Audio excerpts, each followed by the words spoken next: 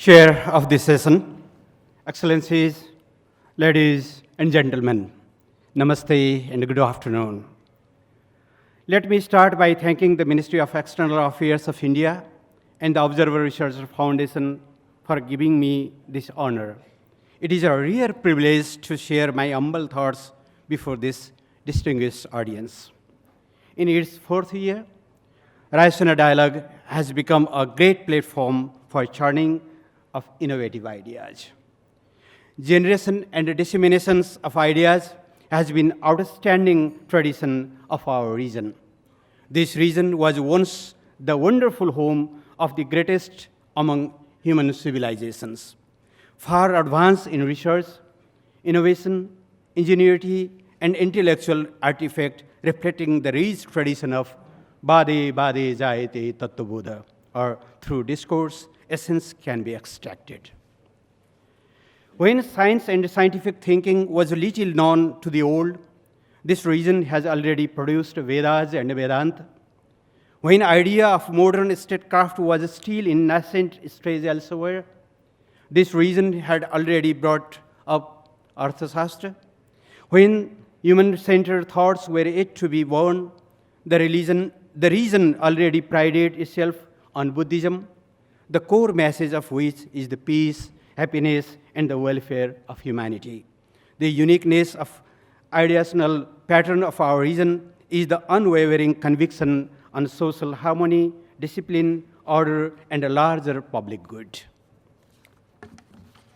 Dear friends, much has been said about the changing world order, the shifting paradigm of the old politics, and the rapidly transforming geopolitical milieu around us. Without repeating what scholars and practitioners have already thrashed out so profusely, I wish to make a modest attempt to touch on a couple of questions. What the changing world scenario means for a relatively small country like Nepal, for our neighborhood and the region, and what kind of global and regional arrangements we would like to see. While doing this, I will also touch upon some aspects of Nepal-India relations today and what these relations would mean for the region and the rest of the world. Attributes that characterize the old order in the past decades are now covered in the midst of uncertainty. Globalization has been challenged by the very people who once stood as its determined proponents.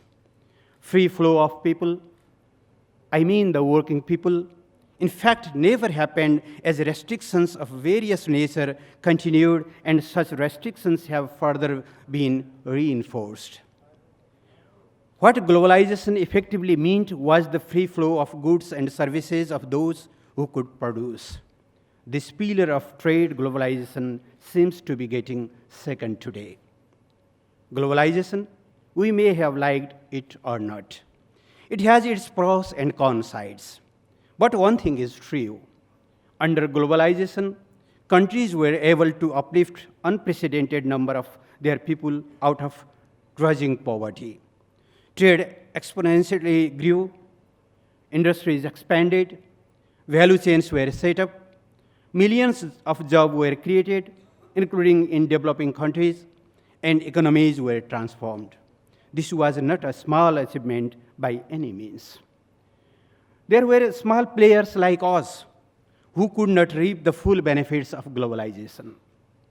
We consistently demanded that a level playing field had to be created. An enabling environment had to be there for all to prosper.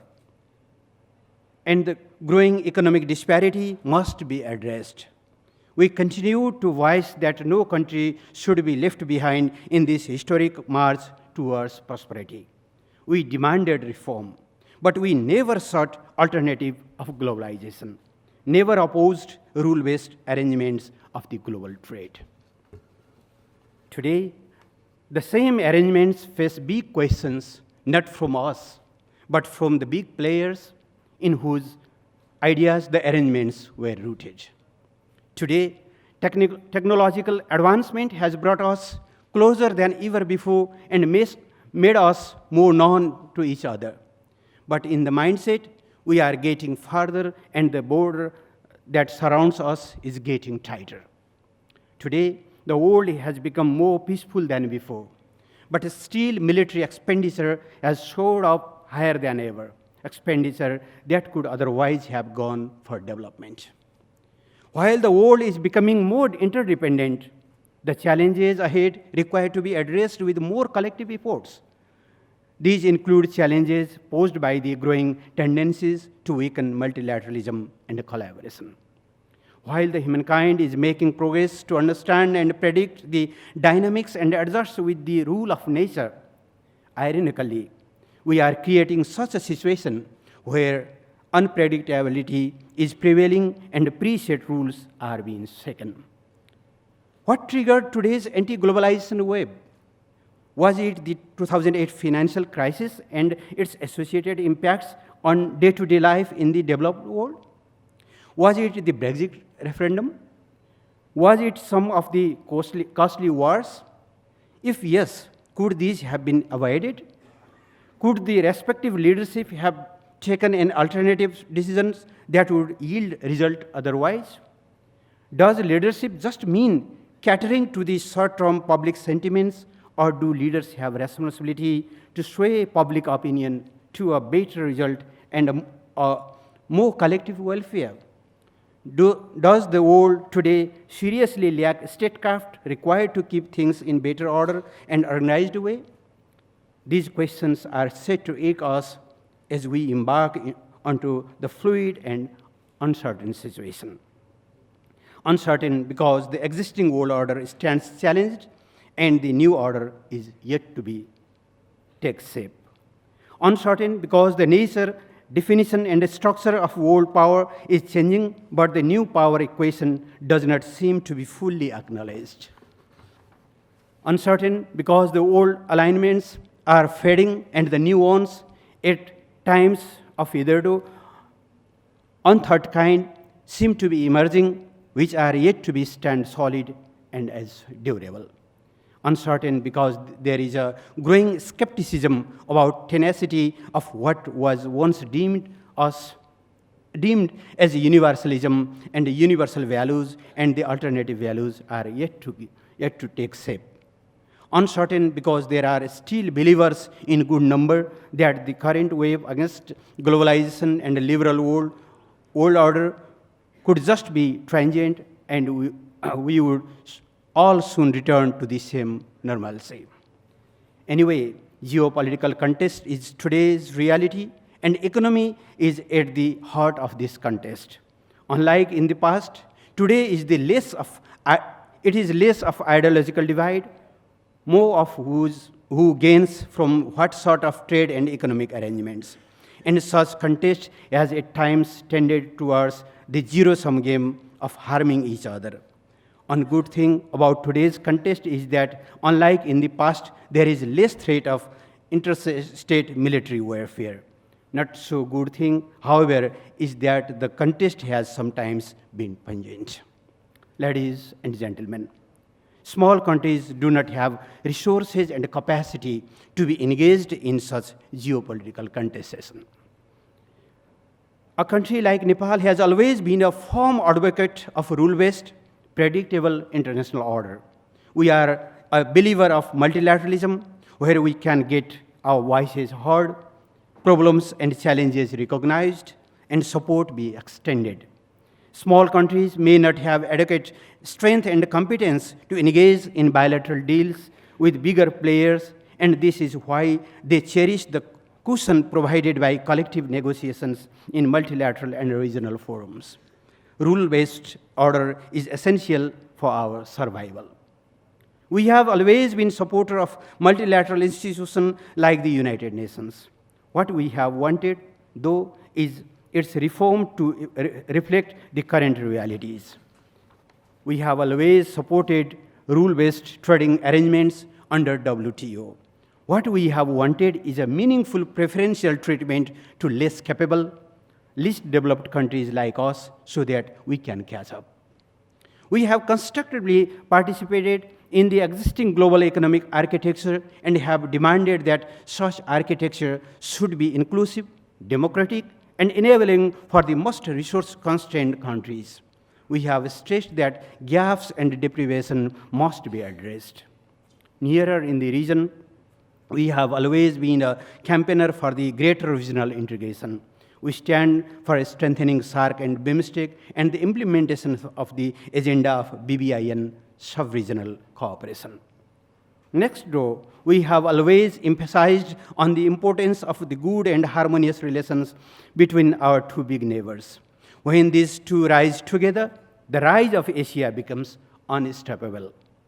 We were encouraged in this context by the positive vibe that last year's Wuhan summit created. We are of the view that one country's rise should not be seen as a threat to other. It could be an opportunity to rise together. The only thing is that right sort of arrangement for rising together has to be there, and the leaders in the region are capable of getting that ensured. Having possessed a third of the Earth landmass and almost two-thirds of the world population, mostly young and energetic, Asia is the fascinating combination of economic strength, demography, and a unique value system. And with the developed and prosperous Asia, the world will be transformed because this will mean the end of the largest chunk of world poverty. Cognizant of the fact that we can work together in neighborhood for our mutual benefit and common prosperity, we have been emphasizing the need of a partnership between our neighboring countries. Such partnership would entail working together for better physical connectivity, deeper economic linkages, and greater people-to-people connections. Dear friends, Nepal pursues an independent foreign policy.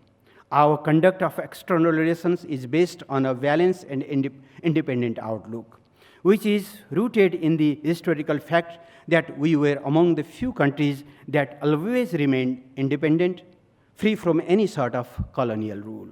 The 28 million Nepali people harbor today an abounding sense of national pride and patriotism. Patriotism that does not have ill will against anyone. Our people have always demonstrated a great degree of resilience in times of difficulties, and their confidence was never shaken. Amity with all and enmity with none is our motto in foreign policy. We seek to foster relations with the neighbors and all friendly countries around the world based on justice, sovereign equality, trust, mutual respect, and benefit. Nepal is a peace-loving country and shuns any kind of military alliance. Distinguished audience, in this August forum, where we are talking about world's transformation, I feel tempted to share with you the transformation of historic proportion that Nepal has been able to achieve in the past few years. Unlike the current global transformation towards fluidity and uncertainty, ours has been transformation towards stability and predictability. With the making of a democratic and inclusive constitution in 2015 and the subsequent formation of strong elected governments in the center, provinces, and local levels, Nepal has entered into a new phase where our main quest is growth, development, and prosperity. Past 2 decades were a challenging time for Nepal. First, the country went through a decade-long armed conflict and then long transition marked by uncertainty about how we are to seek a constitutional settlement of conflicting political perspectives. Success of peace process depended on our ability to reach this settlement. We finally did it thanks to the prudence of our political leadership, perseverance of our people, and support and solidarity from international community. We were mindful of the cost of instability. Our development was pushed back. We remained in stagnation while others advanced. Now, under Prime Minister Oli's leadership, we are committed to work in such speed that would enable us to make up for those 2 lost decades. We have set our development vision with the slogan of Prosperous Nepal and Happy Nepali. We have the potential, and what we need is resources and technology. We are known for richness in water resources. which we are yet to convert into hydropower. We are known for natural beauty and cultural diversity, due to which our tourism industry is growing. We are aware that single-handedly we cannot reach the destination of prosperity. We must seek support from our development partners from around the world, including our rising neighbors. Ladies and gentlemen, India is our close neighbor, with whom Nepal's relations have been comprehensive and multifaceted. Our economic partnership is robust and has a long history. India is our biggest trading partner, source of FDI, and a main transit country. We are connected by geography as well as history, by our religions as well as cultures. Apart from taking effective measures for the implementation of all the agreements and understandings reached in the past, we have common understanding on the need of reinvigorating the existing bilateral mechanisms to promote cooperative agenda across diverse spheres. Our enhanced engagements at different levels, in particular in recent times, have contributed to taking the bilateral relations to newer heights.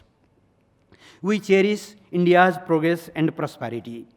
Its accomplishments in many spheres are notable. The wonderful journey of India as a major economic powerhouse is an inspiration for many people around the world, and more so in our neighborhood.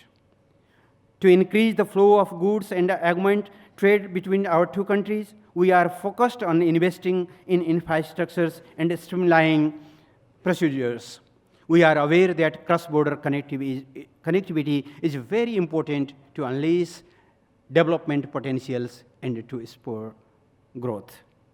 The importance of connectivity cannot be overemphasized for a landlocked country like ours. With India, we are advancing connectivity by railway and waterways. When we talk about connectivity, I recall what Prime Minister Modi ji eloquently highlighted during one of his visits to Nepal as the HIT formula: highways, information ways, and transmission ways. We appreciate in this context a recent positive step taken by India towards making cross-border trade of electricity possible. Given Nepal's hydropower potential and investors' interest in it, it has long been our demand that cross-border trade of electricity be opened up just like other tradable commodities. Dear friends, back to the old geopolitics again. There is no denial that we all have our respective fundamental national interests that we cannot compromise on. At the end of the day, in electoral democracy, we must answer to our people, serve them best, and make them happy. It is equally true, however, that there are issues beyond our respective border that we cannot tackle in isolation. Issues which our domestic audience is not necessarily aware of, and for this reason require correct guidance from the leadership. Past experience tells us that global challenges require global solution. At a time when the number and intensity of such challenges have grown manifold, thinking of the old is one is all the more required. Climate change is one such colossal problem of our time that is staring at us and challenging us if we have the strength, conviction, and a collective will to find a solution. Reports after reports have forewarned of impending disaster and call for immediate actions. It is disheartening, therefore, particularly for small, vulnerable, resource-constrained, and least prepared countries like us, to see that the fate of Paris Agreement looms in uncertainty. Our report card of the Millennium Development Goals was a sort of mixed. We did well with some of the goals, while progress in other areas remained elusive. Without collective actions, SDGs will not fare better. Partnership for development is a critical aspect of realization of these internationally determined goals. We are, therefore, concerned about the shrinking development assistance. As I already said, advancement in information and communication technology has tremendously benefited us in many ways. This has made us more connected and made us more informed. This advancement has not come without challenge. How are we prepared to address today's cyber anxiety, cyber or satellite collapse? As a byproduct of ICT appears the challenge of fake news and propaganda. Information empowers people, misinformation betrays. How are we going to enable our people to rightly filter between information and misinformation? Likewise, how we are going to tackle the challenges associated with the most contemporary scientific advancement. Robots have started to perform many of the jobs humans did in the past. How are we going to create alternative jobs for our people? Are we all prepared for half men, half robot kind of a working environment? How shall we address the chasm of that will possibly be created among us by artificial intelligence? How are we going to manage the possible unmanned military capability? New forces of division in the form of sectarian violence, religious extremism, and terrorism are gaining ground, posing huge threat to individual liberty, democratic institutions, and the rule of law. Are we able to overcome these without collective efforts? Growing volume of world trade is taking place over the water. How we are going to make the oceans safer? How are we going to prevent maritime conflict? How are we going to ensure that landlocked countries get better access to sea for trade and transit? Dear friends, distinguished audience, challenges the world faces today are too big and too many to be overcome by our own alone efforts. History is our witness. There has always been a positive correlation between our collective efforts and world's peace and prosperity. Such efforts are more required today. Let us, therefore, be prepared to correct our obsession with short-term gains and think in a larger perspective of long-term collective welfare.